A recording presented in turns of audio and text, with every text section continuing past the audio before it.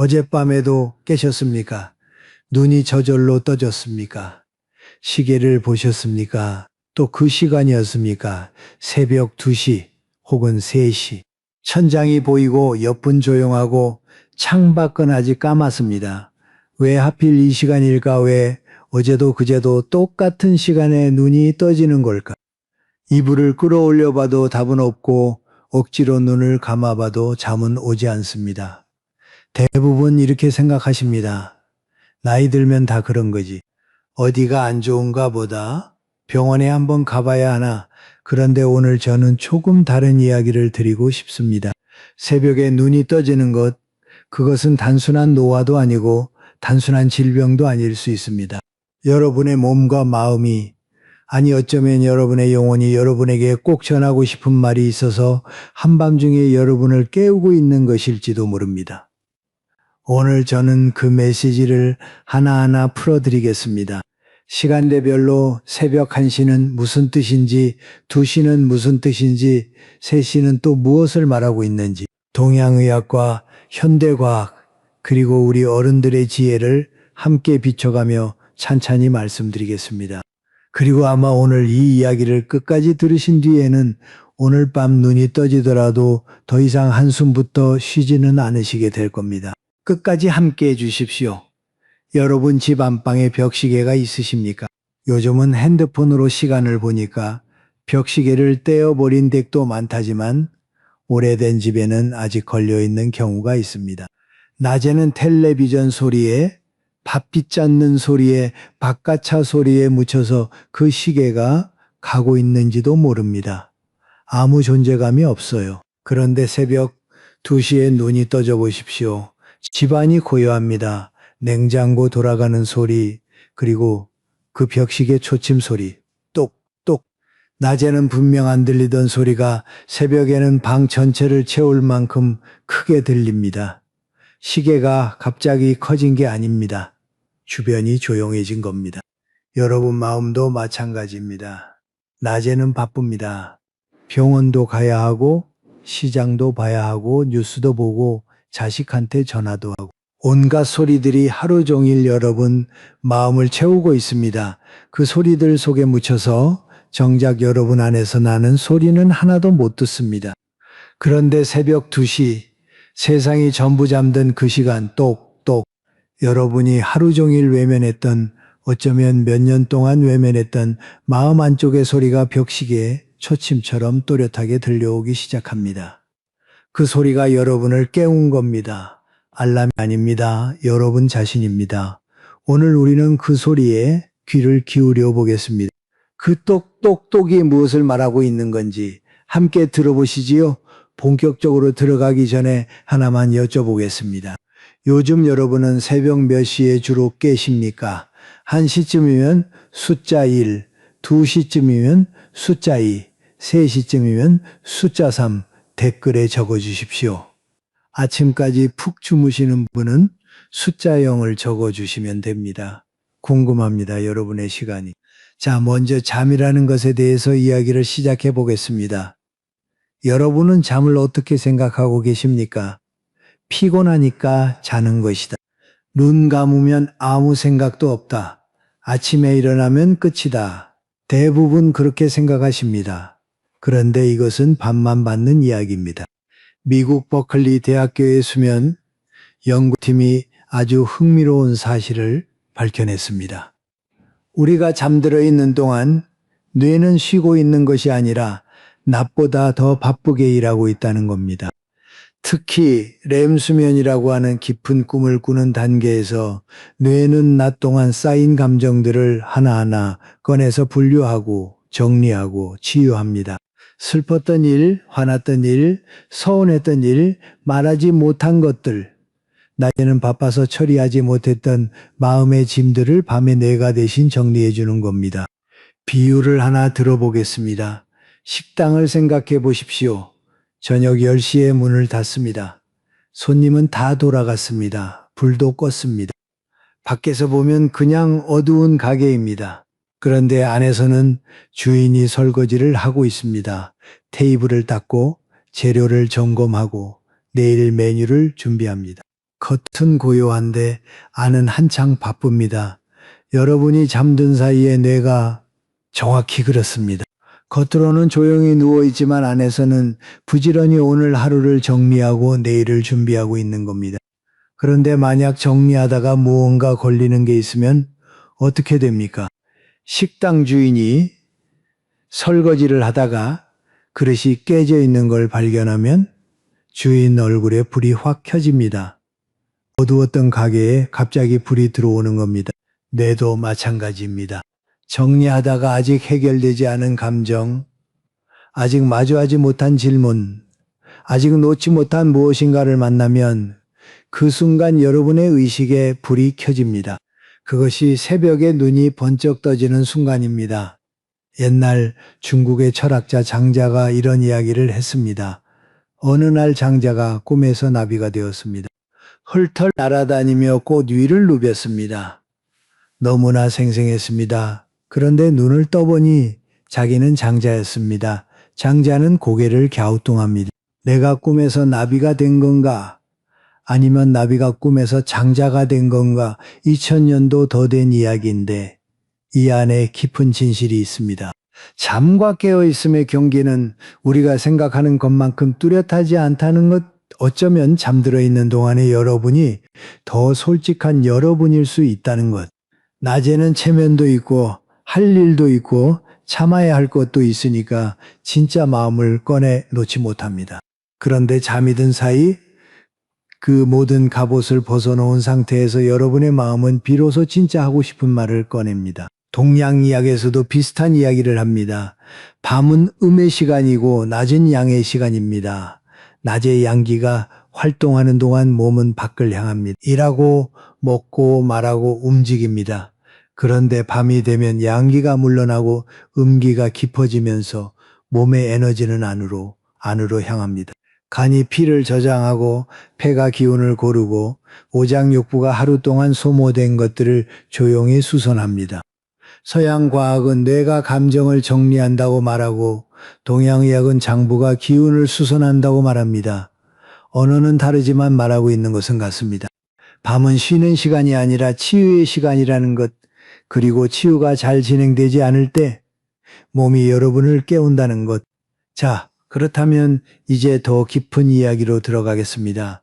새벽에 눈이 떠지는 것이 몸과 마음의 신호라는 것은 이해하셨을 겁니다. 그런데 한 가지 질문이 남습니다. 도대체 무엇이 그렇게 해결되지 않은 채 남아있길래 매일 밤 같은 시간에 깨우는 것일까? 이 질문에 답하기 전에 우리 세대 이야기를 좀 하겠습니다. 여러분 세대는 참는 것이 미덕이었습니다. 아니, 미덕이 아니라 생존이었습니다. 힘들어도 힘들다 말하지 않았습니다. 외로워도 외롭다 말하지 않았습니다. 어른은 그런 말을 하면 안 되는 것이었습니다. 체면이 있으니까, 자식들 앞에서 약한 모습을 보이면 안 되니까. 그래서 삼키고 또 삼켰습니다.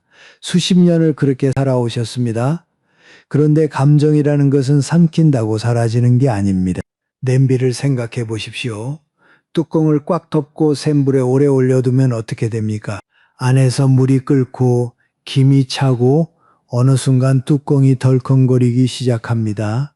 그래도 누르고 있으면요, 결국 물이 넘칩니다. 뚜껑을 아무리 세게 눌러도 안에 있는 것은 어딘가로 빠져나옵니다.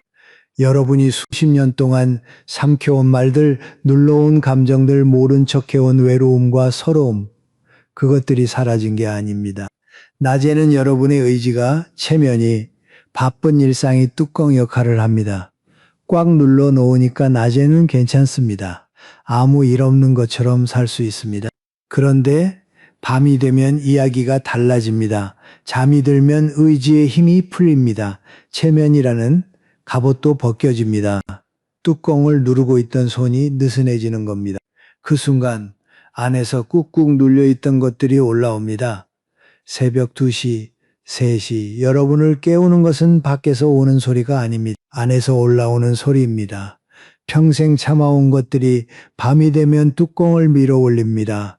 부산에 박순자 할머니라는 분이 계셨습니다. 71살. 종갓집 맏며느리로 시집와서 50년을 사셨습니다. 시어머니 모시고 제사 지내고 남편 뒷바라지하고 자식 셋 키우고 남들 앞에서 한 번도 눈물을 보인 적이 없는 분이었습니다. 동네에서 독한 여자라는 소리를 들을 만큼 단단한 분이었어요. 남편이 돌아가셨습니다. 장례식에서도 울지 않았습니다.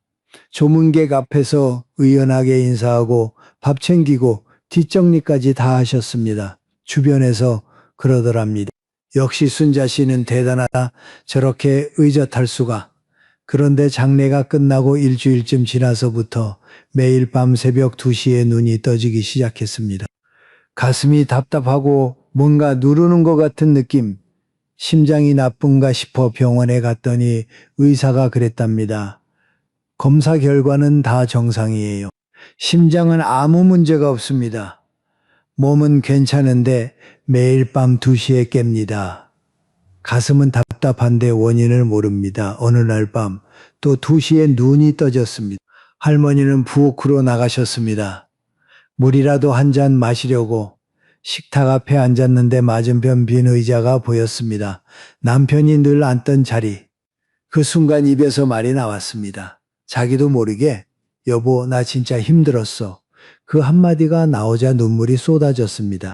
소리 없이 그런데 멈출 수 없이 20분을 울었습니다. 50년 만에 처음이었습니다. 시집 와서 처음으로 한 번도 꺼내지 못했던 말을 꺼낸 밤이었습니다. 그 말 한마디가 50년 만에 처음이었습니다. 잠시 이 이야기 앞에서 저도 숨을 좀 고르겠습니다. 그 뒤로 할머니는 밤에 깨지 않게 되었다고 합니다. 이사를 바꾼 것도 아니고 약을 먹은 것도 아닙니다. 다만 그날 밤 50년 동안 꽉 닫아 두었던 뚜껑이 열렸을 뿐입니다. 한 가지 더 말씀드리고 싶은 것이 있습니다. 할머니 침대 오른쪽에는 남편분 베개가 아직 그대로 놓여 있었답니다. 돌아가신 지 3년이 지나도 치우지 않으셨다고 합니다. 이것이 무슨 뜻인지 저는 굳이 설명하지 않겠습니다. 여러분이 더 잘 아실 테니까요. 우리 사이에서 이런 말이 있습니다. 밤에 자꾸 깨면 큰 병이 오는 거라고. 겁이 나십니까? 그런데 생각을 바꿔보시면 어떨까요? 밤에 깨는 것이 병이 오는 신호가 아니라 여러분의 몸과 마음이 여러분한테 말을 걸고 있는 것이라면요. 병이 아니라 대화입니다. 여러분 안에 있는 여러분이 밖에 있는 여러분에게 제발 내 말 좀 들어달라고 한밤중에 깨워서 말을 거는 겁니다. 그러니 두려워하지 마십시오. 무시하지도 마십시오. 다만 귀를 기울여 보십시오. 그렇다면 한 가지 의문이 생기실 겁니다. 왜 하필 그 시간일까? 왜 새벽 1시도 아니고 4시도 아니고 매번 똑같은 시간에 눈이 떠지는 걸까? 하루 이틀이면 우연이라고 넘길 수 있습니다. 그런데 일주일, 한 달, 석 달, 계속 같은 시간이면 이건 우연이 아닙니다. 이것을 이해하려면 먼저 우리 몸 안에 있는 시계 하나를 알아야 합니다. 2017년에 노벨 생리의학상을 받은 연구가 있습니다. 미국의 3명의 과학자가 밝혀낸 건데 우리 몸 안에는 눈에 보이지 않는 시계가 돌아가고 있다는 겁니다. 뇌에만 있는 게 아닙니다. 간에도 시계가 있고 폐에도 시계가 있고 위장에도 시계가 있습니다. 몸속 장기 하나하나가 각각 자기만의 시간표를 가지고 움직이고 있다는 것. 이것을 생체 시계, 학술 용어로는 서카디언 리듬이라고 합니다. 쉽게 말씀드리겠습니다. 여러분이 사시는 동네 골목을 떠올려 보십시오. 밤이 되면 집집마다 불이 꺼집니다. 그런데 새벽 2시쯤 골목을 걸어보면 유독 한 집에만 불이 켜져 있는 경우가 있습니다. 그 집에 무슨 일이 있는 겁니다. 아이가 아프거나 어른이 걱정이 있거나 해결 안 된 일이 있으니까 그 시간에 그 집만 불이 켜져 있는 겁니다. 여러분 몸도 똑같습니다. 장기마다 시간표가 다르니까 어느 장기에 문제가 있느냐에 따라 불이 켜지는 시간이 다릅니다. 매번 같은 시간에 눈이 떠진다는 것은 매번 같은 집에 불이 켜진다는 뜻이고 그 말은 같은 장기가 같은 감정이 같은 문제가 계속 여러분을 부르고 있다는 뜻입니다. 여기서 동양의학의 지혜가 놀라울 만큼 정확하게 맞아 들어갑니다. 서양 과학이 생체 시계를 발견하기 수천 년 전에 동양의학에서는 이미 좌우유주라는 이론을 가지고 있었습니다. 밤 11시부터 새벽 5시까지 2시간 단위로 기운이 흐르는 경락이 바뀐다는 것 자시에는 담경, 축시에는 간경, 인시에는 폐경. 각 시간대마다 특정 장기가 가장 활발하게 일하고 그 장기와 연결된 감정이 가장 예민해집니다. 서양 과학은 이것을 생체 시계라 부르고 동양의학은 경락의 흐름이라 부릅니다. 이름은 다르지만 가리키는 곳은 같습니다. 여러분의 몸은 아무 때나 깨우는 것이 아니라 정확한 시간에 정확한 이유로 깨운다는 것.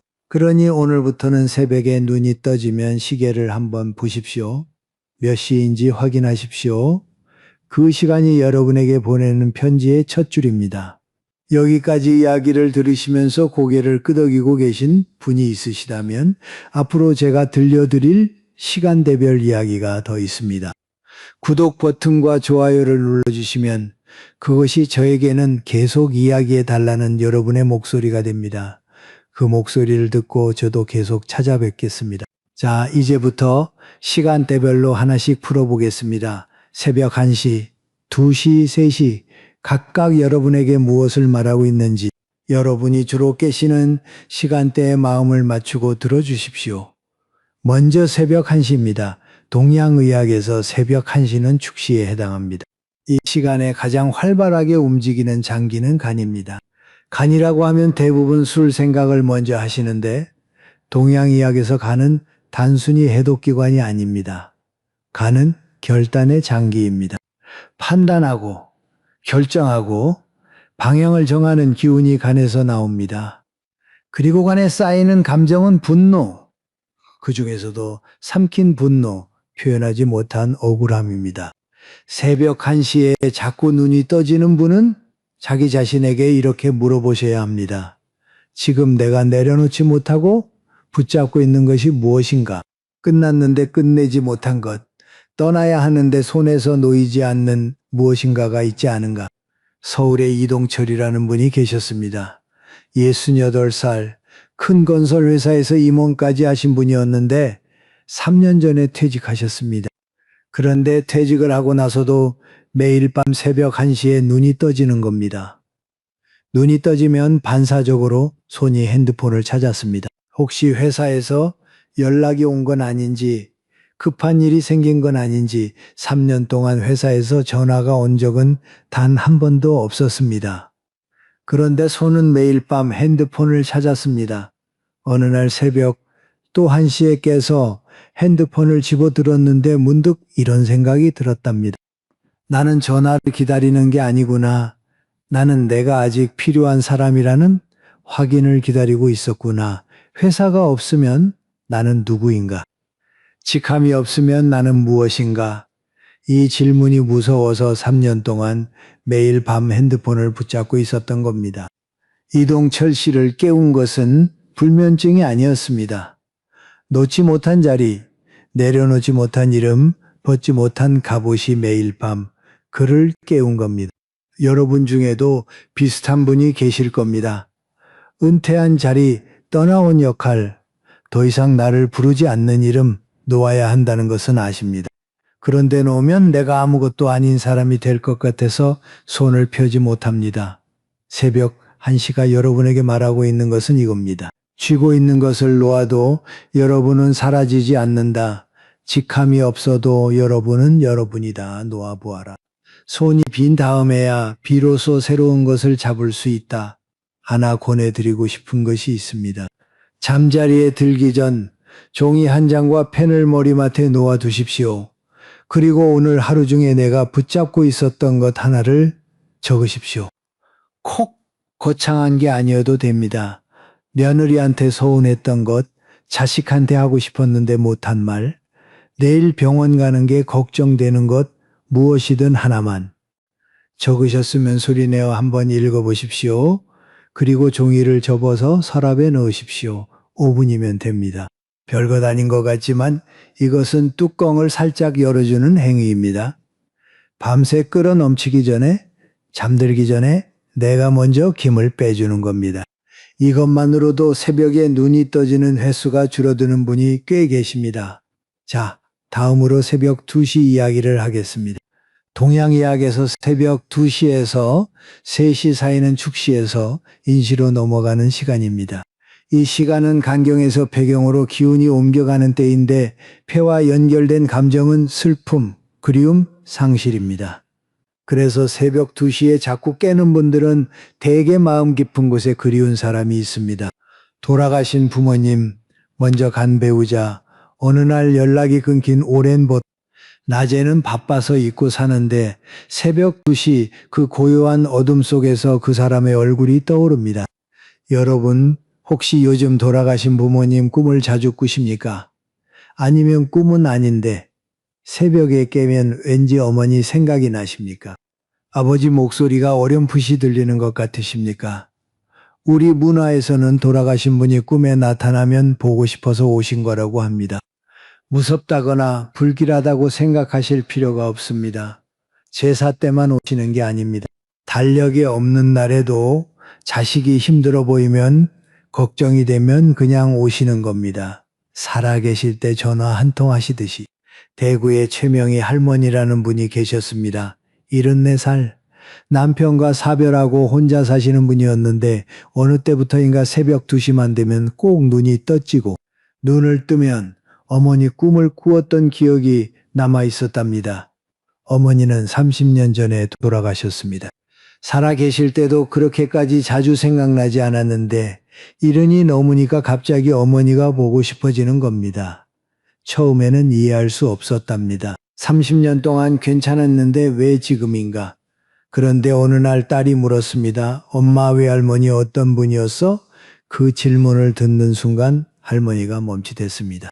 그리고 어머니에 대해 이야기를 꺼내기 시작했는데 말을 하다 보니까 깨달은 게 있었답니다. 어머니가 돌아가신 나이가 75이었습니다. 지금 자기가 74 어머니가 떠난 그 나이에 자기가 거의 다 온 겁니다. 무의식 중에 자기가 어머니를 잃었던 그 나이에 가까워지면서 몸과 마음이 어머니를 찾기 시작한 겁니다. 돌아가신 어머니가 보고 싶어진 게 아니라 어머니가 필요해진 겁니다. 74살에 처음으로 할머니에게는 습관이 하나 있었는데 된장찌개를 끓일 때 다른 요리는 다 레시피를 바꿨어도 된장찌개만큼은 어머니가 해주시던 방식 그대로 끓인다고 합니다.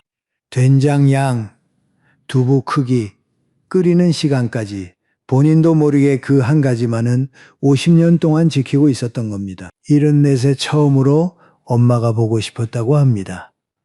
여러분은 어떠십니까? 요즘 문득 떠오르는 얼굴이 있으십니까? 옛 로마의 철학자 세네카는 이런 말을 남겼습니다.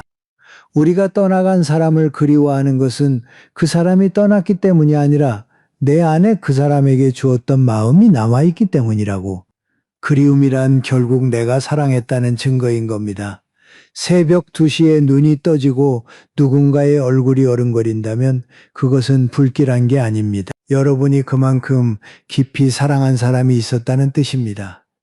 그것은 아프지만 귀한 겁니다. 조상님이 오시는 것은 벌하러 오시는 게 아닙니다.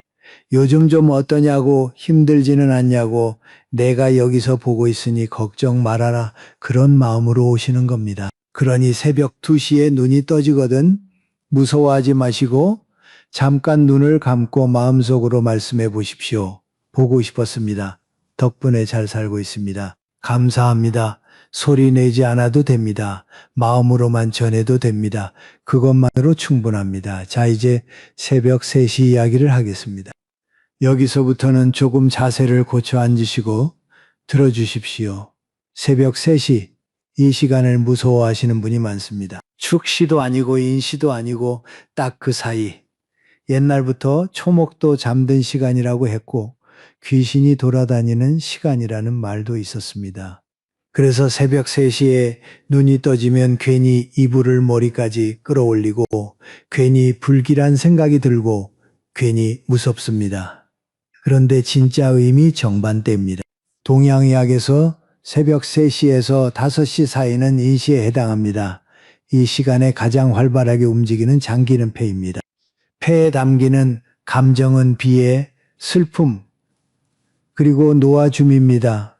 숨을 들이쉬는 것은 받아들이는 것이고 숨을 내쉬는 것은 보내주는 것입니다. 폐는 받아들임과 놓아줌을 반복하는 장기입니다. 그래서 이 시간에 깨는 분들은 대개 마음 깊은 곳에서 이런 질문과 마주하고 있습니다. 나는 제대로 살았는가? 남은 시간에 무엇을 해야 하는가? 아직 늦지 않았는가? 현대의학에서도 흥미로운 설명이 있습니다. 새벽 3시에서 4시 사이는 우리 몸에서 코르티솔이라는 호르몬이 서서히 올라가기 시작하는 시간입니다. 코르티솔은 스트레스 호르몬이라고도 하는데 이 호르몬이 올라가기 시작하면 뇌가 각성 상태에 가까워집니다. 그래서 이 시간에 눈이 떠지면 유독 생각이 많아지고 걱정이 커지고 작은 일도 크게 느껴집니다. 그런데 역설이 있습니다. 바로 이 시간이 가장 솔직한 시간이기도 합니다. 나체는 체면이 있고 할 일이 있으니까 진짜 질문을 외면할 수 있습니다. 바쁘니까요. 그런데 새벽 3시 아무것도 할 수 없는 그 시간, 어둠 속에서 천장만 보고 있으면 더 이상 피할 곳이 없습니다. 그때 올라오는 질문들이 있습니다. 그 질문들이 무섭게 느껴지는 것은 질문 자체가 무서운 게 아니라 답을 모르기 때문입니다. 그러나 그 질문이 올라온다는 것 자체가 중요합니다. 왜냐하면 그것은 여러분이 아직 끝나지 않았다는 뜻이기 때문입니다. 정말로 다 포기한 사람은 새벽에 깨지 않습니다. 질문도 하지 않습니다. 새벽 3시에 눈이 떠져서 남은 시간에 뭘 해야 하지? 이대로 괜찮은 건가? 이런 생각이 드는 것은 여러분 안에 아직 불씨가 남아있기 때문입니다. 다 꺼진 줄 알았는데 쟤를 헤쳐보면 안쪽에 아직 빨간 숯이 살아있는 것. 새벽 3시에 그 생각들이 바로 그 숯입니다. 인천에 신재호라는 분이 계셨습니다. 66살 중견기업에서 조기 퇴직을 하신 분이었습니다. 퇴직하고 처음 몇 달은 좋았습니다. 늦잠도 자고 여행도 다니고 밀린 드라마도 보고 그런데 석 달쯤 지나니까 이상한 일이 생겼습니다. 매일 새벽 3시에 눈이 떠지는 겁니다. 처음에는 그냥 나이 탓이려니 했습니다. 그런데 깨고 나면 꼭 같은 생각이 듭니다. 남은 시간에 뭘 해야 하지? 이대로 텔레비전만 보다가 끝남인 건가? 나한테 아직 뭔가 남아있는 건 아닌가? 잠이 오지 않았습니다. 이불 속에서 뒤척이다가 어느 날 그냥 일어났습니다. 새벽 3시에 일어나서 부엌 식탁에 앉았습니다. 뭘 하려고 앉은 건 아니었습니다. 그런데 식탁 위에 펜이 하나 있었고 뒷면이 빈 전단지가 있었습니다. 손이 저절로 펜을 집었습니다. 그날 밤 쓴 것은 거창한 게 아니었습니다. 오늘 새벽 3시에 또 깼다 바람 소리가 들린다. 어릴 때 어머니가 새벽에 부엌에서 밥 짓던 소리가 생각난다. 그때 부엌에서 나던 냄새가 아직도 코끝에 있는 것 같다. 그런 이야기였습니다. 다음 날도 3시에 깼습니다. 또 식탁에 앉아서 썼습니다. 그 다음 날도 어느새 전단지 뒷면이 아니라 노트에 쓰게 되었고 한 줄이 두 줄이 되고 두 줄이 한쪽이 되었습니다. 1년이 지나자 노트 3권이 쌓여 있었습니다. 신재호 씨는 그것을 정리해서 작은 책으로 묶었습니다. 자서전이라고 하기엔 소박하고 일기라고 하기엔 깊은 새벽 3시에만 쓴 글들 표지에 이렇게 적었답니다. 새벽 3시에 아버지. 설날에 자식들에게 한 권씩 나누어 주었습니다. 큰아들이 읽고 나서 전화를 했답니다. 아버지가 이런 생각을 하고 계신 줄 몰랐습니다. 이 책 손자한테도 보여줘도 됩니까? 한 가지 더. 신재호 씨가 새벽에 글을 쓸 때 사용한 펜은 파란색 볼펜이었습니다. 왜 하필 파란색이냐고 물었더니 이렇게 대답하셨답니다. 어머니가 쓰시던 펜이 늘 파란색이었거든요. 이유는 없습니다. 그냥 파란색으로 쓰면 마음이 편합니다. 새벽 3시에 눈이 떠져서 남은 인생이 걱정되는 분, 그 걱정은 두려움이 아닙니다. 그것은 갈망입니다. 아직 쓰지 못한 이야기가 남아있다는 뜻이고 아직 건네지 못한 마음이 있다는 뜻이고 아직 여러분의 인생이 끝나지 않았다는 뜻입니다. 가장 어두울 때가 새벽이 가장 가까울 때입니다. 이 말을 한 번만 가슴에 담아두십시오. 새벽 3시는 하루 중 가장 어두운 시간입니다. 해가 뜨려면 아직 멀었고 어제의 빛은 이미 사라졌습니다. 그런데 계절로 치면 이 시간은 겨울 끝입니다. 가장 춥고 가장 어둡고 그런데 그 땅 밑에서는 이미 씨앗이 껍질을 깨고 있습니다. 눈에는 안 보입니다. 손으로 만져지지도 않습니다. 그런데 분명히 움직이고 있습니다. 봄이 오기 직전에 겨울이 가장 춥듯이 변화가 오기 직전에 밤이 가장 깁니다. 여러분의 새벽 3시가 그렇습니다. 끝이 아니라 시작 직전입니다. 자, 지금까지 3개의 시간을 들여다보았습니다. 1시는 놓지 못한 것을 놓아주라는 신호, 2시는 그리운 사람이 보내는 안부, 3시는 아직 끝나지 않은 내 안의 불씨. 그런데 여기서 한 가지 더 중요한 이야기가 남아 있습니다. 시간대의 의미를 아는 것만으로는 부족합니다. 새벽에 눈이 떠졌을 때 실제로 어떻게 하느냐, 그 20분을 어떻게 보내느냐가 진짜 중요합니다. 대부분의 분들이 새벽에 깨면 이렇게 하십니다. 한숨을 쉽니다. 시계를 봅니다. 또 이 시간이네 합니다. 잠이 안 오니까 핸드폰을 듭니다. 뉴스를 봅니다. 더 불안해집니다. 억지로 눈을 감습니다. 잠은 안 옵니다. 뒤척이다가 결국 아침이 됩니다. 하루 종일 피곤합니다. 이 패턴을 반복하면 새벽에 시간은 적이 됩니다. 무섭고 짜증나고 내 몸이 원망스러운 시간. 그런데 같은 20분을 전혀 다르게 보내는 분이 계셨습니다. 전주의 김용옥 할머니라는 분이 계십니다. 69살 남편과 둘이 사시는데 남편은 코를 골며 잘 주무시고 할머니만 새벽에 눈이 떠지는 겁니다. 처음에는 억울했습니다. 옆 사람은 코까지 골면서 잘 자는데 나만 왜 일어나? 화가 나서 남편을 흔들어 깨운 적도 있었다고 합니다. 당신은 좋겠다. 잠이 잘 와서. 그런데 어느 날부터 생각을 바꿨습니다. 매일 깨는 걸 어쩔 수 없다면 이 시간을 내 시간으로 만들면 어떨까? 새벽에 눈이 떠지면 억지로 눈을 감지 않았습니다. 대신 천천히 일어나서 부엌으로 갔습니다. 보리차를 한 잔 끓였습니다. 그리고 부엌 창가에 앉아서 아무것도 하지 않았습니다. 핸드폰도 안 봤습니다. 텔레비전도 안 켰습니다. 그냥 따뜻한 잔을 손에 감싸쥐고 창밖을 봤습니다. 새벽 어둠 속에 가로등 불빛이 보이고 가끔 고양이가 지나가고 바람소리가 들립니다. 15분 길어야 20분. 그렇게 앉아있다가 다시 들어가서 누우면 신기하게 잠이 왔습니다. 할머니가 보리차를 끓이는 잔이 있었는데 딸이 10년 전 어버이날에 사준 도자기 찻잔이었습니다. 10년 동안 한 번도 사용하지 않았습니다. 깨질까봐 찬장 안쪽에 넣어 두었던 거예요. 그런데 새벽 시간을 자기 시간으로 만든 뒤로 그 찻잔을 꺼냈습니다.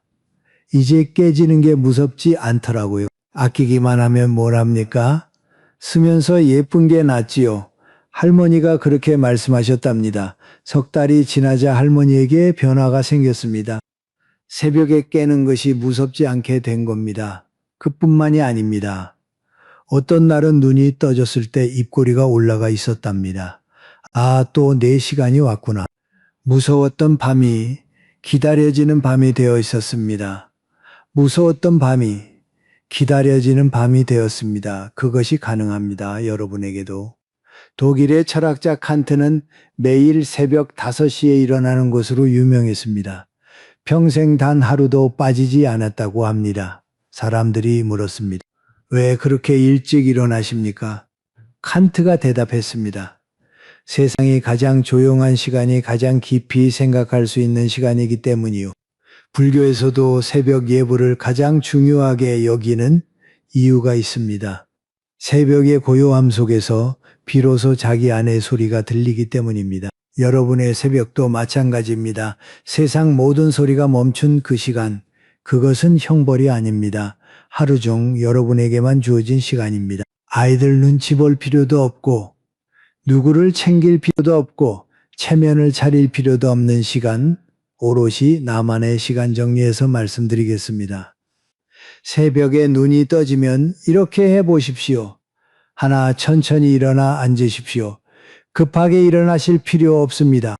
이불 위에 앉아서 깊은 숨을 3번만 쉬십시오. 들이쉬고 내쉬고 이것만으로 몸이 한결 편해지실 겁니다. 둘 따뜻한 물이나 차를 한 잔 준비하십시오. 보리차도 좋고 미지근한 물도 좋습니다. 손에 잔을 감싸주는 것만으로도 마음이 놓입니다. 셋, 머리맡에 작은 노트를 하나 두시고 한 줄만 적으십시오. 오늘 밤 내 마음은 그 뒤에 떠오르는 대로 적으시면 됩니다. 한 줄이면 됩니다. 외롭다도 좋고 어머니 생각이 난다도 좋고 내일 뭘 하고 싶다도 좋습니다. 정답이 없습니다. 넷 5분에서 10분 그냥 앉아 계십시오. 아무것도 하지 않아도 됩니다. 창밖을 봐도 좋고 눈을 감아도 좋습니다. 그리고 괜찮으시면 다시 누우십시오. 잠이 오면 주무시고 안 오면 그냥 편하게 누워 계셔도 됩니다. 전부 합쳐서 15분에서 20분이면 충분합니다. 어려운 것은 하나도 없습니다. 이것이 별것 아닌 것 같습니까? 그런데 이 20분이 여러분의 하루를 바꿉니다. 새벽에 깨서 한숨을 쉬고 핸드폰을 보고 억지로 잠을 청하면 아침에 일어나서도 하루 종일 찌뿌둥합니다. 그런데 새벽에 깨서 숨을 고르고 차를 마시고 한 줄을 적고 조용히 앉아 있으면 아침에 눈을 떴을 때 마음이 다릅니다. 어젯밤에 깨긴 했는데 나쁘지 않았다. 그 느낌이 하루를 지탱합니다. 오늘 이야기가 꽤 길었습니다. 여기까지 함께 해주신 여러분께 감사드리며 지금까지 나눈 이야기를 한번 조용히 정리해 보겠습니다. 잠은 단순히 눈을 감는 것이 아니었습니다. 잠든 사이에도 뇌는 감정을 정리하고 장부는 기운을 수선하고 여러분의 마음은 낮에 하지 못한 말을 꺼내려고 준비합니다. 잠은 쉬는 시간이 아니라 치유의 시간이었습니다. 새벽에 눈이 떠지는 것은 고장이 아니었습니다. 여러분이 수십 년 동안 삼켜온 말들, 눌러온 감정들, 모른 척해온 외로움, 그것들이 밤이 되면 뚜껑을 밀어 올리는 것이었습니다. 병이 아니라 대화였습니다. 여러분 안에 여러분이 밖에 여러분에게 제발 내 말 좀 들어달라고 깨우는 것이었습니다. 매번 같은 시간에 깨는 데는 이유가 있었습니다. 몸 안의 시계가 정확한 시간에 정확한 장기를 통해 정확한 감정을 건드리고 있었습니다. 서양 과학은 이것을 생체 시계라 부르고 동양의학은 경락의 흐름이라 불렀습니다. 이름만 다를 뿐 가리키는 곳은 같았습니다. 새벽 1시는 놓지 못한 것을 놓아주라는 신호였습니다. 2시는 그리운 사람이 보내는 안부였습니다. 3시는 아직 끝나지 않은 여러분 안의 불씨, 남은 인생을 향한 갈망이었습니다. 그리고 새벽에 깬 20분, 그 시간은 적이 아니었습니다. 하루 중 오롯이 여러분에게만 주어진 시간이었습니다.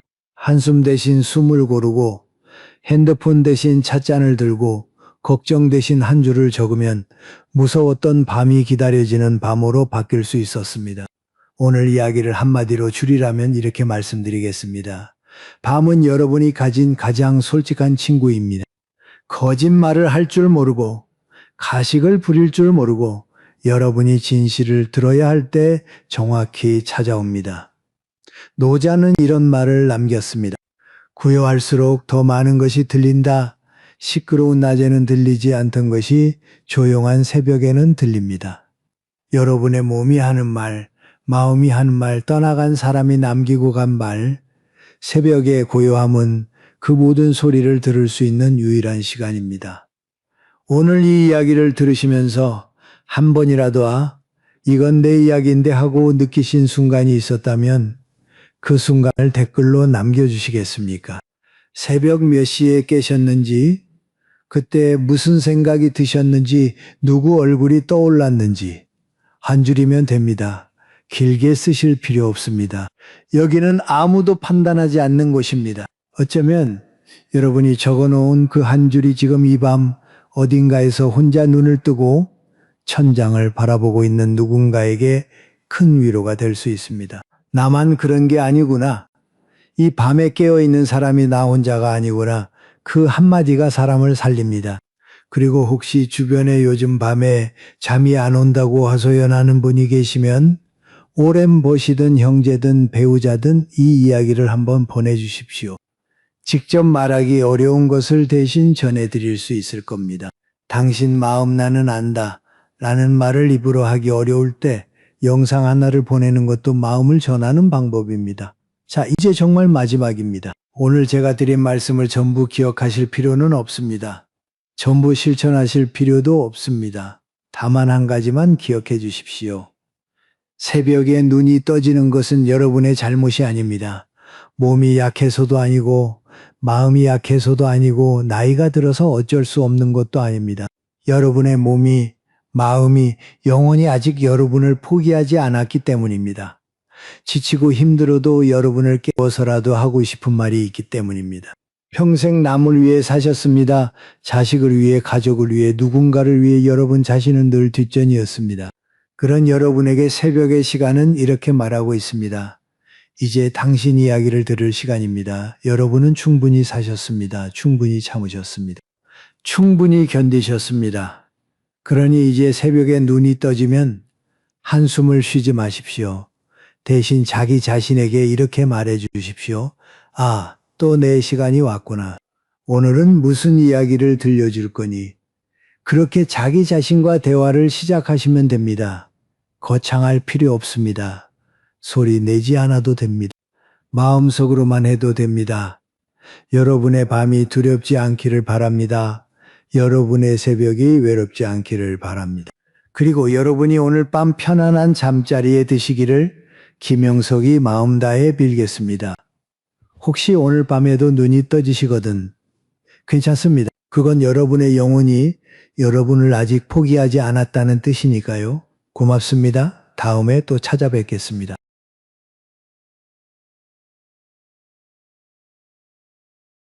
여러분 한 가지 여쭤보겠습니다. 누군가에게 기분 나쁜 말을 들은 적 있으시지요? 한마디? 딱 한마디였습니다. 그런데 그 말을 몇 번이나 다시 떠올리셨습니까? 한 번이 아닙니다. 밥 먹을 때 한 번, 설거지할 때 한 번, 이불 덮을 때 또 한 번.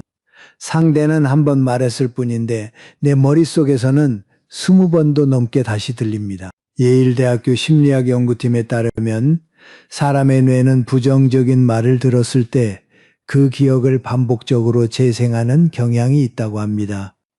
그리고 놀라운 건 기억을 떠올릴 때마다 뇌가 느끼는 고통이 처음 들었을 때와 거의 같다는 겁니다.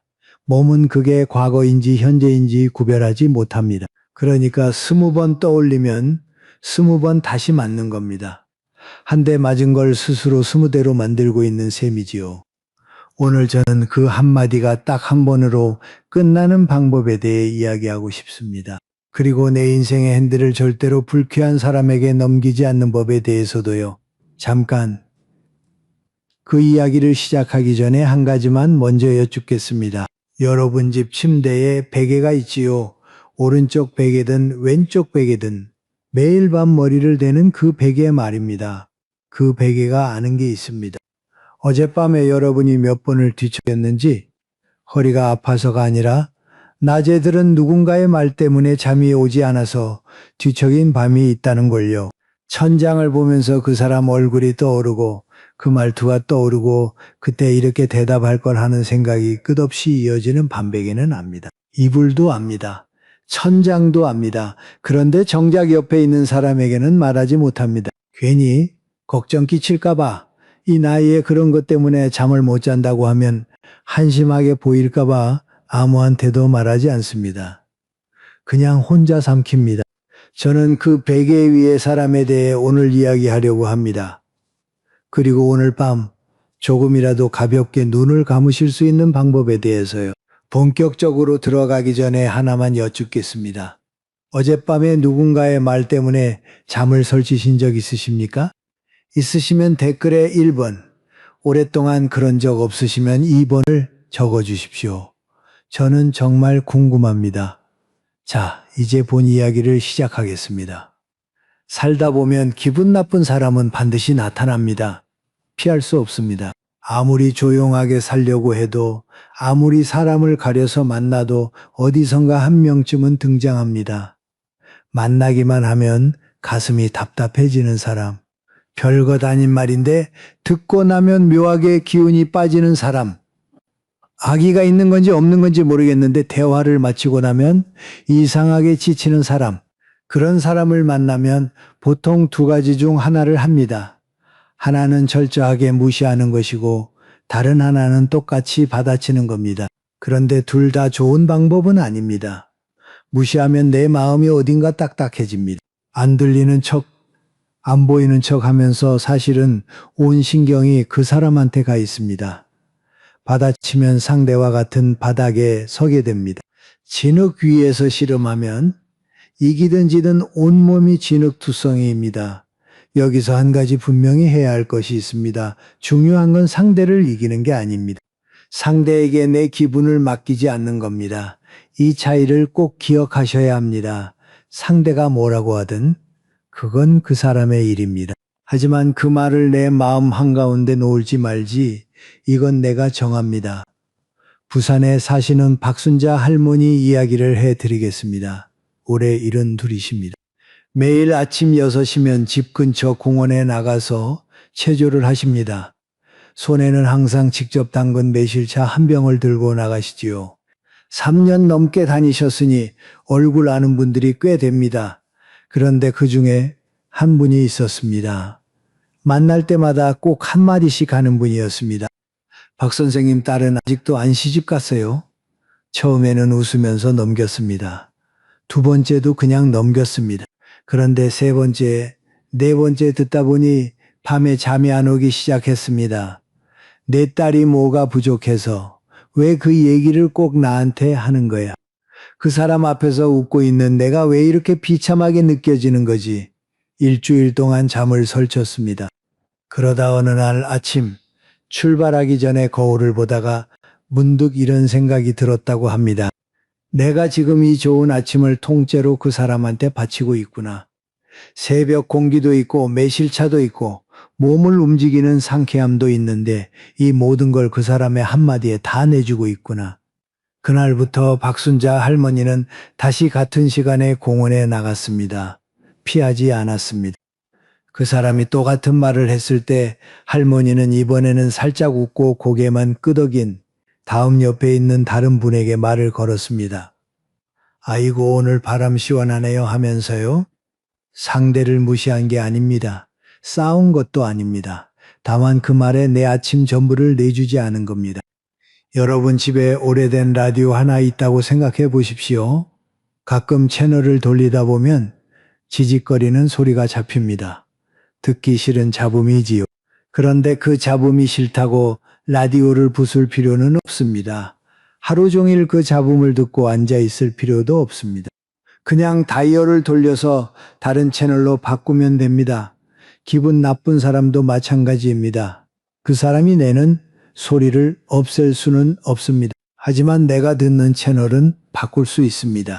내 하루라는 라디오에서 그 사람의 잡음이 나올 때 다이얼을 돌려 내가 좋아하는 채널로 맞추면 됩니다.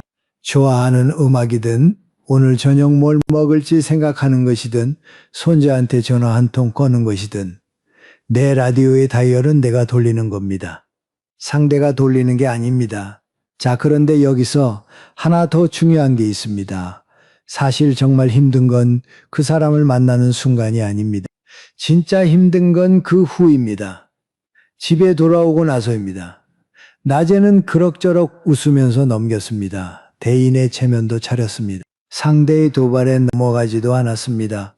거기까지는 잘한 겁니다. 그런데 문제는 현관문을 닫고 신발을 벗는 순간부터 시작됩니다. 밥을 먹다가 문득 떠오릅니다.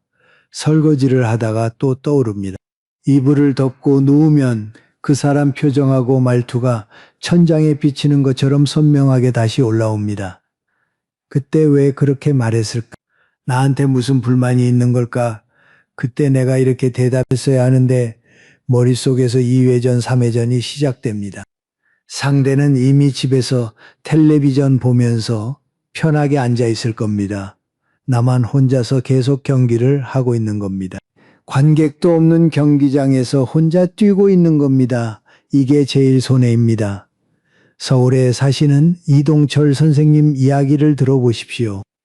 올해 68이시고 공무원으로 35년 근무하신 뒤 퇴직하신 분입니다. 퇴직하고 나서 옛 동료들과 가끔 모임을 합니다. 반가운 얼굴들도 있고 오랜만에 웃는 자리이니 나쁘지 않았습니다. 그런데 어느 모임에서 한 사람이 이런 말을 했습니다. 이 선생은 그때도 뭐 딱히 특별한 건 없었지 농담처럼 던진 말이었습니다. 주변에서 웃었습니다. 이동철 선생님도 웃었습니다. 그 자리에서는요. 그런데 집에 오고 나서가 문제였습니다. 35년을 일했습니다. 새벽같이 출근하고 야근도 하고 주말에도 나갔습니다. 그 세월이 농담 한마디로 정리되는 건가? 그 생각이 시작되니까 멈출 수가 없었습니다. 밤에 잠이 안 왔습니다. 다음 날도 안 왔습니다. 사흘째 되는 날에는 아예 종이를 꺼내서 다음 모임 때 할 말을 적기 시작했습니다. 내가 어떤 프로젝트를 했고 어떤 성과를 냈는지 조목조목 정리했습니다. 그때 옆에서 아내분이 한마디 했습니다. 여보, 그 사람은 한 번 말했는데 당신은 지금 몇백 번째 듣고 있는 거예요. 누가 더 손해예요?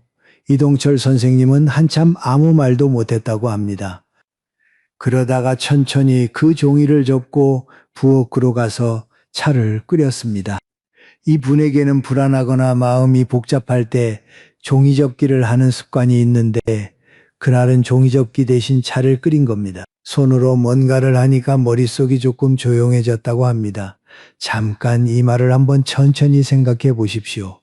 상대는 한번 말했습니다.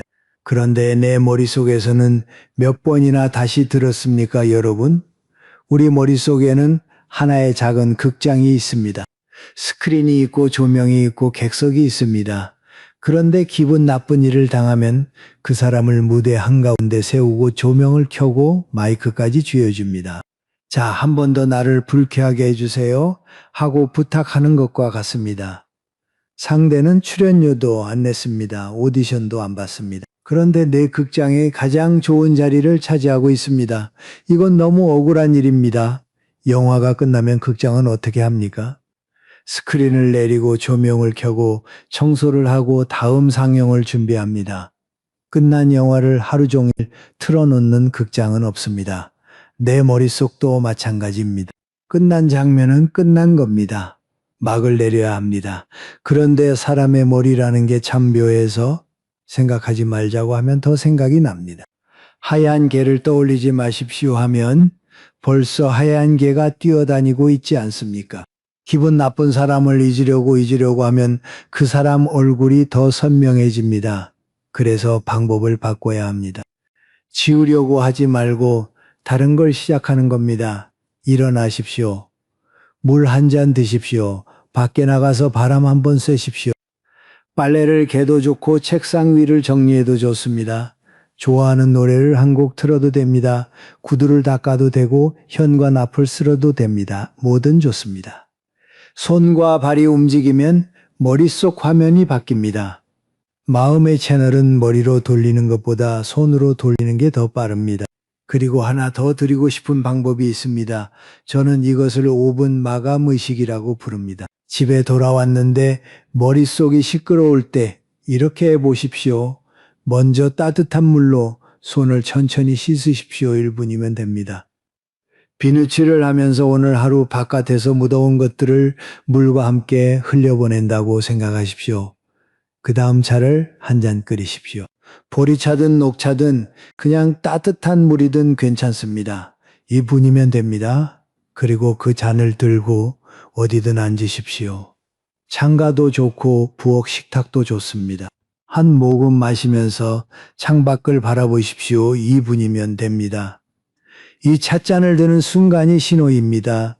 여기서부터는 내 시간이다. 5분입니다. 3분도 괜찮습니다. 중요한 건 시간이 아니라 그 경계를 만드는 겁니다. 바깥의 시간과 나의 시간 사이에 문 하나를 다는 겁니다.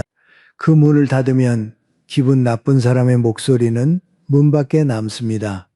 문 안쪽은 내 공간입니다. 내 차, 내 창문, 내 저녁 시간입니다. 이동철 선생님도 결국 그걸 하신 겁니다. 종이를 접고 차를 끓인 게 바로 자기만의 마감의식이었던 겁니다. 혹시 지금 이 이야기를 들으시면서 고개를 끄덕이신 분이 계십니까? 아, 나도 그랬는데 하고 떠오르는 밤이 있으신 분이 계십니까? 그런 분들께 부탁 하나만 드리겠습니다. 이 영상이 마음에 조금이라도 닿으셨다면 좋아요 버튼 한 번만 눌러주십시오. 그리고 아직 이 채널을 구독하지 않으셨다면 구독도 한번 눌러주시면 감사하겠습니다. 여러분이 한번 눌러주실 때마다 이 이야기가 같은 나이, 같은 마음을 가진 분들에게 한 사람 더 전해집니다. 그게 우리가 서로 곁에 있는 방법이라고 생각합니다. 자, 이야기를 이어가겠습니다. 그러면 기분 나쁜 사람을 아예 피하면 되는 거 아니냐? 이렇게 생각하실 수도 있습니다. 그런데 현실은 그렇게 단순하지 않습니다. 동네에서 마주치는 사람, 모임에서 빠질 수 없는 사람, 친척 중에 어쩔 수 없이 명절마다 보는 사람. 완전히 안 볼 수 있으면 좋겠지만 그게 안 되는 경우가 더 많습니다. 그래서 필요한 게 하나 있습니다. 인사와 마음의 문을 분리하는 겁니다. 이것을 많은 분들이 헷갈려 하십니다. 인사를 했으니까 마음도 열어야 하는 거 아닌가? 웃으면서 말을 했으니까 가까이 지내야 하는 거 아닙니다. 인사는 예의이고 마음을 여는 건 선택입니다. 이 둘은 전혀 다른 겁니다. 길에서 마주치면 안녕하세요 합니다. 모임에서 얼굴을 보면 가볍게 고개를 숙입니다. 상대가 말을 걸면 필요한 만큼만 대답합니다. 여기까지는 어른의 예절입니다. 누구에게나 할 수 있는 겁니다. 그런데 그 다음이 중요합니다. 거기서 멈추면 됩니다. 숱이 오래 서서 이야기할 필요 없습니다. 속마음을 꺼내 보여줄 필요도 없습니다. 인사는 인사, 거리는 거리, 이걸 나누는 순간 사람 만나는 일이 한결 가벼워집니다. 여러분 부엌에 양념통이 있지 않습니까? 소금은 소금통, 설탕은 설탕통, 고춧가루는 고춧가루통, 각자 자리가 있습니다. 아무도 그걸 한 냄비에 다 쏟아붓지 않습니다. 그렇게 하면 무슨 맛인지 알 수가 없지요. 사람도 마찬가지입니다. 가까이 둘 사람은 손 닿는 곳에 놓고 적당히 알고 지내는 사람은 선반 위에 놓고 기분 나쁜 사람은 찬장 구석에 놓으면 됩니다. 가끔 필요할 때만 꺼내면 되는 겁니다. 모든 사람을 조리대 한가운데 올려놓으니까 부엌이 어지러운 겁니다. 여기서 하나 더 말씀드리고 싶은 게 있습니다. 기분 나쁜 사람을 만나고 나면 이런 생각하시는 분들이 있습니다. 내가 뭘 잘못한 건 아닐까? 전에 내가 한 말이 마음에 안 들었나? 내 성격에 문제가 있는 건 아닐까? 이렇게 상대의 불쾌함을 어느새 내 짐처럼 짊어지기 시작합니다. 마음이 따뜻한 분일수록 그렇습니다. 남의 감정을 잘 살피는 분일수록 원인을 자기 안에서 찾으려고 합니다. 그게 다정함이기도 하지만 동시에 위험한 습관이기도 합니다. 상대방 마음의 날씨까지 내가 관리하려고 드는 겁니다. 그런데 생각해 보십시오. 사람이 기분 나쁜 이유는 수없이 많습니다. 아침에 부부싸움을 했는지도 모릅니다. 몸이 안 좋은지도 모릅니다. 돈 문제로 속이 타는 중인지도 모릅니다.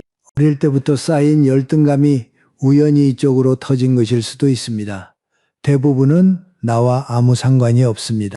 여러분 집 우편함에 다른 사람 이름으로 된 택배가 와 있으면 어떻게 하십니까? 열어보지 않습니다. 내 이름이 아니니까요. 아, 이건 내 거 아니구나 하고 돌려보내면 됩니다. 상대방의 짜증이나 불쾌함도 마찬가지입니다. 받아서 열어볼 필요가 없습니다. 왜 저 사람이 저러는 걸까? 내 탓인가? 나를 싫어하나? 이렇게 상자를 열 때마다 안에서 안 좋은 공기가 나옵니다. 그러니 열지 마십시오. 받지 마십시오. 마음속으로 이건 내 짐이 아닙니다. 하고 조용히 돌려보내시면 됩니다. 노자가 이런 말을 했습니다. 남을 아는 것은 지혜요. 자기를 아는 것은 밝음이라고요. 지인자지 자지자명 2000년도 더 된 말인데 지금 들어도 맞습니다. 누구를 가까이 둘지 누구를 멀리 둘지 이걸 아는 건 냉정한 게 아닙니다. 밝은 겁니다. 눈이 밝은 겁니다. 사람을 볼 줄 아는 겁니다. 그러니까 정리하면 이렇습니다. 인사는 합니다. 어른의 예의는 지킵니다. 하지만 집안 이야기, 돈 이야기, 자식 이야기, 건강 이야기, 마음 깊은 곳의 이야기는 아무에게나 꺼내지 않습니다. 그건 내 안방입니다. 현관까지는 누구나 올 수 있습니다. 하지만 안방까지 드리는 건 내가 정하는 겁니다. 기분 나쁜 사람은 현관에서 10분이면 충분합니다. 차를 내올 필요도 없고 방석을 깔 필요도 없습니다. 문을 잠근다고 해서 마음을 닫는 게 아닙니다. 문을 잠가도 창문으로 햇살은 들어옵니다. 닫는 게 아니라 지키는 겁니다. 자, 그러면 이제 한 가지 더 구체적인 이야기를 하겠습니다. 상대가 빈정거리는 말을 할 때, 비꼬는 말을 할 때, 은근히 깔보는 듯한 말을 할 때, 그 순간 우리 몸에서는 어떤 일이 일어날까요? 가슴이 뜨거워집니다. 얼굴이 달아오릅니다. 말이 목구멍까지 올라옵니다. 지금 당장 한마디 해주고 싶어집니다. 이건 자연스러운 반응입니다. 내 안에 편도체라는 부분이 있는데 위험하거나 불쾌한 자극을 받으면 이 편도체가 즉각 반응합니다. 싸울 것인가 도망갈 것인가를 판단하는 아주 오래된 본능입니다. 그래서 기분 나쁜 말을 들으면 뇌가 먼저 전투 태세에 들어갑니다. 아직 머리로는 판단이 안 끝났는데 가슴은 이미 뛰고 있는 겁니다. 그런데 스탠퍼드 대학교 연구팀이 흥미로운 사실을 밝혀냈습니다. 불쾌한 자극을 받은 후 약 6초 정도 반응을 멈추면 전두엽, 그러니까 이성적 판단을 담당하는 뇌 부분이 편도체보다 먼저 작동하기 시작한다는 겁니다. 6초입니다. 숨을 한번 깊이 들이쉬고 내쉬는 시간. 고작 그 정도면 충분합니다. 그 6초가 본능적인 반응과 내가 선택한 반응 사이의 거리입니다. 쉽게 말하면 6초만 버티면 머리가 가슴보다 먼저 달릴 수 있다는 뜻입니다. 그래서 기분 나쁜 말을 들었을 때 제일 좋은 방법은 바로 받아치는 게 아닙니다. 정면으로 막는 것도 아닙니다. 살짝 옆으로 비키는 겁니다. 저는 이걸 세 걸음이라고 부릅니다. 첫째, 짧게 인정합니다. 네, 그렇게 보일 수도 있지요. 이 한마디면 됩니다. 둘째, 가볍게 한마디 얹습니다. 뭐 여러 가지가 있지요. 이것도 이 한마디면 됩니다. 셋째, 방향을 바꿉니다. 그나저나 요즘 어떠세요? 이렇게 화제를 돌리면 됩니다. 전부 합쳐서 10초입니다. 대단한 말솜씨가 필요 없습니다. 이기려고 하지 않아도 됩니다. 핵심은 상대의 말 속으로 깊이 들어가지 않는 겁니다. 비꼬는 말에는 이쪽을 구멍 속으로 끌어당기는 힘이 있습니다. 그게 무슨 뜻이에요? 하고 되물으면 그 순간 이미 구멍 입구에 서 있는 겁니다. 일상의 작은 비꼼이나 트집이라면 일일이 그 구멍 안으로 내려가지 않아도 됩니다. 그냥 옆으로 한 걸음 비키면 됩니다. 예를 들어 누군가가 이렇게 말했다고 합시다. 좋으시겠다. 매일 편하게 사시니까 고민이 없으시겠네. 속으로는 울컥할 수 있습니다. 나도 고민이 있고 나도 힘든데 왜 저렇게 쉽게 말하는 거지? 하지만 그 불을 바로 보여줄 필요는 없습니다. 그렇게 보이시나요? 감사하네요. 살짝 웃고 그나저나 요즘 그쪽은 어떠세요? 이렇게 하면 흐름이 바뀝니다. 상대는 이쪽이 화를 낼 줄 알았습니다. 변명할 줄 알았습니다. 조금 상처받은 표정을 할 줄 알았습니다. 그런데 이쪽은 가볍게 받아서 말의 화살을 상대한테 돌려보냈습니다. 이렇게 되면 상대가 준비했던 작은 연극이 이어지지 못합니다. 물 위에 돌을 던지면 물이 튀어오릅니다. 그런데 물이 너무 고요하면 돌은 그냥 가라앉습니다. 파문이 작으면 던지는 재미가 없어집니다. 결국 돌을 그만 던지게 됩니다. 여러분이 바로 그 고요한 물입니다. 흔들리지 않는 게 가장 좋은 대답입니다. 크게 반격하는 것보다 살짝 웃고 화제를 바꾸는 게 상대에게는 훨씬 더 당황스럽습니다. 왜냐하면 상대가 기대한 반응이 돌아오지 않으니까요. 다만 이건 참으라는 뜻이 아닙니다. 속으로 피를 흘리면서 웃으라는 말이 아닙니다. 그게 아닙니다. 내 마음을 지키기 위해서 반응을 내가 고른다는 뜻입니다. 화가 나는 건 자연스러운 겁니다. 하지만 그 화를 그대로 상대에게 넘길지 말지는 내가 정할 수 있습니다. 물은 바위를 만나면 부딪히지 않습니다. 바위를 밀어내지도 않습니다. 그냥 살짝 옆으로 돌아갑니다. 바위는 그 자리에 그대로 있고 물은 이미 저만치 흘러갔습니다. 바위를 부수려고 힘을 쓰지 않았기 때문에 물은 지치지 않습니다. 물이 약해서가 아닙니다. 물은 자기가 갈 곳을 알고 있기 때문에 바위한테 시간을 쓰지 않는 겁니다.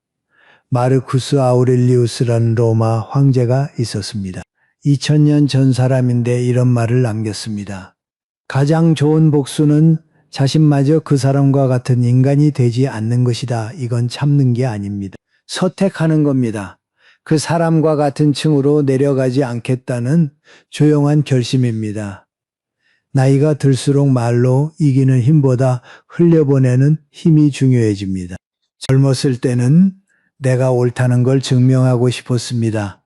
이기고 싶었습니다. 상대의 틀린 점을 그 자리에서 바로잡고 싶었습니다. 하지만 조금씩 알게 됩니다. 이겨도 피곤한 싸움이 있다는 걸, 말로 이겨도 하루가 망가지는 상대가 있다는 걸 설명하면 할수록 내 하루가 싸구려가 되는 사람이 있다는 걸, 그런 사람에게는 긴 말이 필요 없습니다. 짧게, 가볍게, 조용하게 이것으로 충분합니다. 여기까지 이야기를 들으시면서 어떤 분은 이런 생각을 하셨을 수도 있습니다. 그래, 거리를 두는 것도 알겠고 흘려보내는 것도 알겠는데 그래도 기분 나쁜 건 기분 나쁜 거잖아. 맞습니다. 기분 나쁜 건 기분 나쁜 겁니다. 그걸 억지로 좋게 포장할 필요는 없습니다. 감사합니다. 덕분에 성장했습니다. 그런 멋진 말을 할 필요도 없습니다. 다만 한 가지만 생각해 보시면 좋겠습니다. 기분 나쁜 사람 때문에 하루를 통째로 잃어버리는 것과 그 사람을 보면서 딱 하나라도 주워오는 것, 어느 쪽이 덜 억울하겠습니까? 저는 후자가 훨씬 낫다고 생각합니다. 돌에 걸려 넘어졌을 때 아프다 짜증난다 하고 끝낼 수도 있습니다. 하지만 여기 돌이 있었구나, 다음엔 조심하자 이렇게 생각하면 다음에는 안 넘어집니다. 기분 나쁜 사람도 마찬가지입니다. 그 사람 때문에 넘어지는 건 한 번이면 됩니다. 대구에 사시는 최병호 어르신 이야기를 해드리겠습니다. 올해 75이시고 작은 시계 수리점을 운영하시다가 몇 년 전에 문을 닫으셨습니다. 40년 넘게 시계만 만지셨으니 손가락 끝이 아직도 시계 태엽을 감는 것처럼 움직이신다고 합니다. 최 어르신 옆집에 한 분이 사십니다. 이분이 틈만 나면 찾아와서 이야기를 합니다. 그런데 그 이야기라는 게 대부분 자랑입니다. 아들이 서울에서 의사를 하고 있다. 며느리가 차를 새로 뽑았다. 손자가 전교 1등을 했다. 처음 한두 번은 그래요, 잘 됐네요 하고 들었습니다. 그런데 매주 오고 매주 같은 이야기를 합니다. 올 때마다 새로운 자랑이 하나씩 추가됩니다. 최 어르신은 속으로 점점 불편해졌습니다. 내 아들은 평범하게 살고 있는데 내 가게는 문을 닫았는데 나는 내세울 게 없는데, 상대의 자랑이 들릴 때마다 자기가 작아지는 느낌이었습니다. 그러다 어느 날 오후 최 어르신이 오래된 시계 하나를 닦고 있었습니다. 아버지가 돌아가시면서 남긴 시계였습니다. 태엽을 감으면 아직도 째깍째깍 소리가 납니다. 그 소리를 듣다가 문득 이런 생각이 들었다고 합니다. 옆집 어른이 자랑을 하는 건 자랑할 게 많아서가 아니라 자랑하지 않으면 자기 값어치가 없다고 느끼기 때문이 아닐까? 그 사람도 무서운 거 아닐까? 아들 이야기, 차 이야기, 손자 이야기를 빼면 자기한테 남는 게 없다고 느끼는 거 아닐까? 그 순간 신기하게도 불편함이 좀 줄었다고 합니다. 불쌍해서가 아닙니다. 동정도 아닙니다. 그냥 그 사람의 소리가 조금 다르게 들리기 시작한 겁니다. 자랑이 아니라 어떤 종류의 불안이 들리기 시작한 겁니다. 그리고 제 어르신은 시계를 내려놓으면서 한 가지를 더 생각했습니다.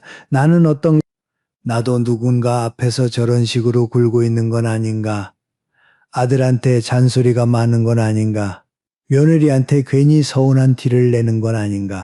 동네 후배한테 내가 겪은 고생을 자꾸 들려주면서 나도 모르게 으스대는 건 아닌가? 잠깐 여러분도 한번 생각해 보십시오. 내가 누군가에게 그런 사람은 아니었는지, 피곤할 때, 외로울 때 나도 모르게 말이 거칠어진 적은 없었는지, 기분 나쁜 사람을 볼 때 우리는 보통 저 사람하고 나는 다르다고 생각합니다. 그리고 대부분의 경우 정말 다릅니다. 하지만 가끔은 확인해 볼 필요가 있습니다. 특히 피곤할 때, 외로울 때, 몸이 안 좋을 때, 우리도 모르게 말이 날카로워질 수 있습니다. 평소에는 안 그러다가 무릎이 아픈 날 택시 기사한테 말이 짧아지기도 하고 잠을 못 잔 날 아내한테 퉁명스럽게 대답하기도 합니다. 그런 순간 상대방 눈에는 내가 바로 기분 나쁜 사람입니다. 그래서 기분 나쁜 사람은 단순히 싫어할 대상이 아닙니다. 일종의 거울입니다. 화장실에 거울이 있지 않습니까? 매일 아침 그 거울을 보면서 머리도 다듬고 옷매무새도 정리합니다. 그 거울은 예쁜 거울이지요. 내가 보고 싶은 모습을 보여주는 거울입니다. 그런데 기분 나쁜 사람은 보고 싶지 않은 모습을 보여주는 거울입니다. 예쁘지는 않지만 예쁜 거울이 못 비추는 곳을 비춰줍니다. 저 사람처럼 말하면 주의가 불편해지는구나. 저렇게 자기 이야기만 하면 듣는 사람이 지치는구나. 저렇게 남을 깎아내리면 그 자리에 있는 모든 사람이 조용해지는구나. 저런 태도를 보면 사람들이 겉으로는 웃어도 속으로는 거리를 두는구나. 이렇게 보면 기분 나쁜 사람은 가만히 앉아서 실현을 해주고 있는 겁니다. 이렇게 하면 안 됩니다. 라고 몸으로 보여주고 있는 겁니다. 학교 선생님처럼 칠판에 써주는 건 아니지만 눈앞에서 직접 시범을 보여주고 있습니다. 공자가 이런 말을 했습니다. 어진 사람을 보면 그와 같아지려 하고 어질지 못한 사람을 보면 안으로 스스로를 돌아보라. 견현사재현 견불현이 내 자성이야. 2500년 전 말입니다. 그런데 지금 들어도 한 글자도 고칠 데가 없습니다. 기분 나쁜 사람은 미워하라고 있는 게 아닙니다. 나를 비춰보라고 있는 겁니다. 최병호 어르신은 그날 이후로 매일 밤 잠들기 전에 한 가지 습관을 시작했습니다. 작은 수첩에 딱 한 줄만 씁니다. 오늘 내가 누군가에게 기분 나쁜 사람이 되지는 않았는지. 대단한 일기가 아닙니다. 한 줄이면 됩니다. 오늘은 괜찮았다. 혹은 오늘 아침 아내한테 말이 좀 짧았다 이 정도입니다. 그런데 이 한 줄이 쌓이다 보면 자기가 보이기 시작합니다. 남이 나한테 한 말에 화를 내기 전에 내가 남한테 한 말을 먼저 돌아보게 됩니다. 그게 되면 기분 나쁜 사람 앞에서 마음이 조금 덜 흔들립니다. 상대를 보는 게 아니라 나를 보고 있으니까요. 여러분, 인생에서 만나는 사람이 전부 훌륭한 스승이면 좋겠지요. 하지만 현실은 그렇지 않습니다. 멋진 스승도 있고 반면 교사도 있습니다. 따뜻한 사람한테서는 따뜻함을 배웁니다. 무신경한 사람한테서는 무신경함이 얼마나 사람을 지치게 하는지 배웁니다.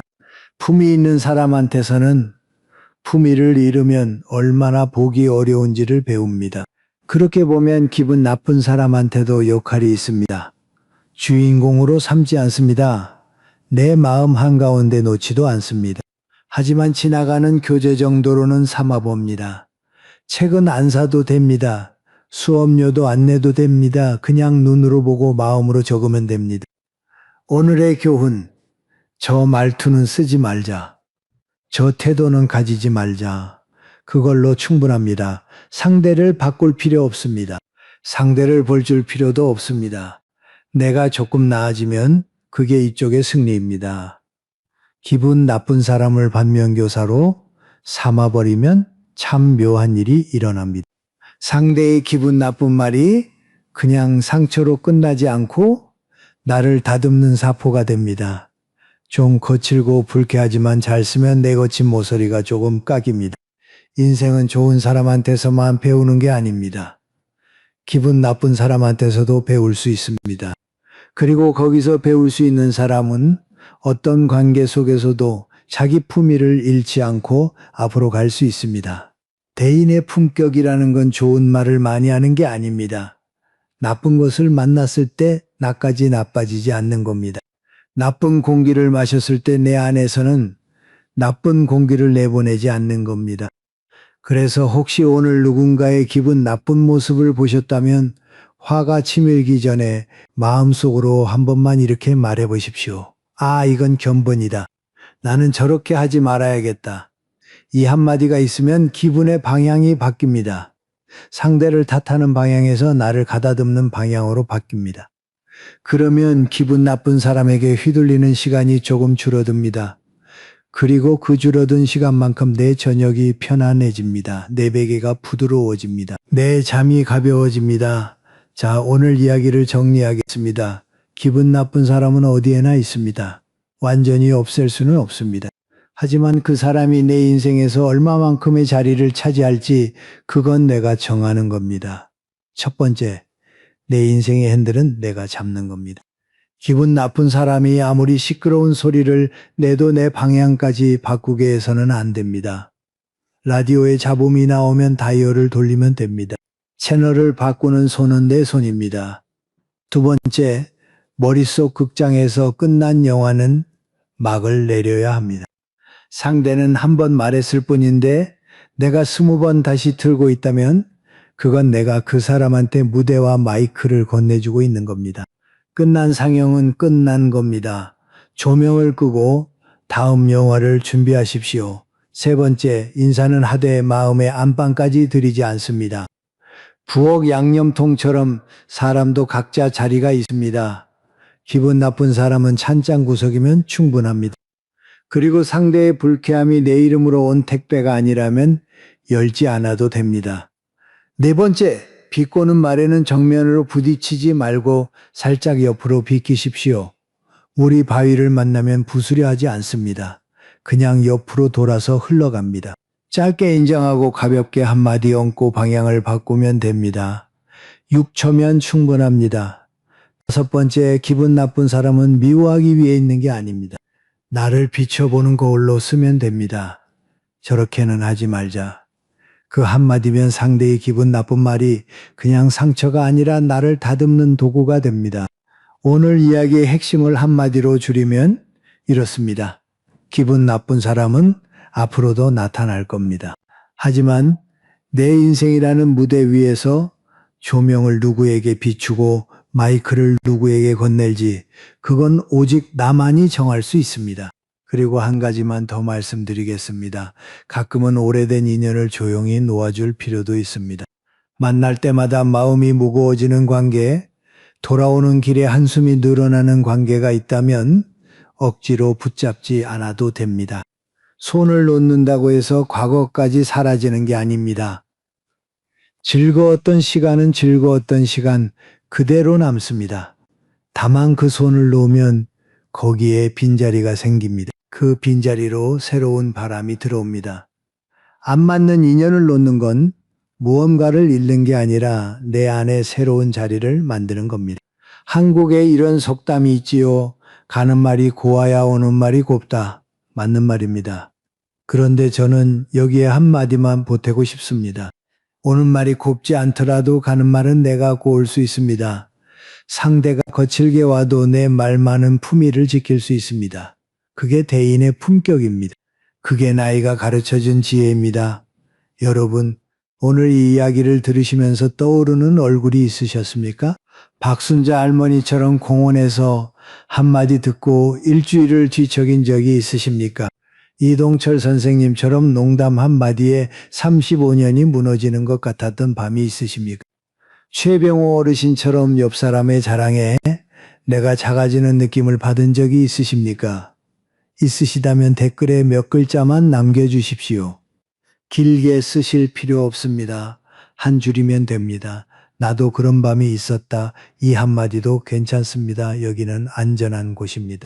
같은 나이, 같은 무게를 짊어지고 사는 분들이 모여 있는 곳입니다. 긴 설명 없이도 서로 알아듣는 곳입니다. 한 분이 한 줄을 적으시면 다른 분이 그 한 줄을 읽으면서 아, 나만 그런 게 아니었구나 하고 숨을 한번 내쉽니다. 그게 서로에게 주는 위로입니다. 그리고 혹시 주위에 요즘 누군가의 말 때문에 잠을 설치는 분이 계시다면 이 영상을 한번 보내주십시오. 카카오톡으로 링크 하나 보내시면 됩니다. 그분이 이 이야기를 듣고 오늘 밤 조금이라도 편하게 주무실 수 있다면 그것만으로 충분한 선물입니다. 때로는 사람이 필요한 게 조언이 아니라 아, 나만 이런 게 아니구나 하는 그 한마디거든요. 오늘 끝까지 들어주신 여러분. 그것만으로도 충분히 대단한 겁니다. 잠깐 이 말은 진심입니다. 누군가의 말에 흔들리면서도 하루를 버텨내고 계신 여러분, 속으로 삼키면서도 내색하지 않고 사는 여러분, 그게 쉬운 일이 아니라는 걸 저는 압니다. 여러분은 기분 나쁜 사람의 한마디에 인생을 내줄 분들이 아닙니다. 여러분의 인생은 그 사람보다 훨씬 크고 훨씬 깊습니다. 여러분의 하루는 여러분 것입니다. 누군가의 신뢰 한마디에 통째로 넘길 만큼 가볍지 않습니다. 오늘 밤 이불을 덮으실 때 누군가의 말을 가지고 들어가지 마십시오. 현관 밖에 내려놓으십시오. 여기서부터는 내 시간이라고 조용히 문을 닫으십시오. 그리고 베개에 머리를 대실 때 이것만 가지고 가시면 됩니다. 내 인생의 핸들은 나만 잡을 수 있다. 오늘 밤 편히 주무십시오. 내일 또 뵙겠습니다. 여러분 곁에 늘 있겠습니다. 좋은 꿈 꾸십시오.